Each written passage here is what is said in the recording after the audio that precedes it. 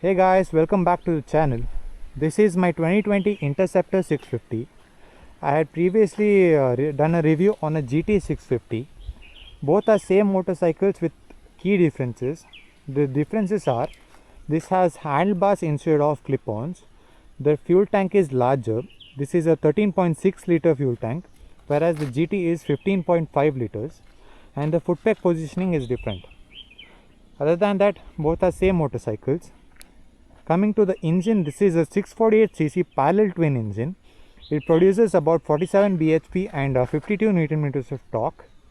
Fun fact, the engine was designed by Ducati and Triumph, who were hired by Royal Enfield. It was tested about 10 lakh kilometers and it is quite reliable as you know. Coming to the mods, I have got this Motortop crash guards. These are the version 1 crash guards. And I've got these bar end mirrors, and I've got these grips. These are quite comfortable and good for long rides.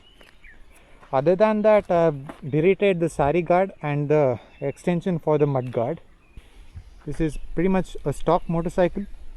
I plan on doing a couple of mods in the future, and I'll surely make a video on it. Let's get riding.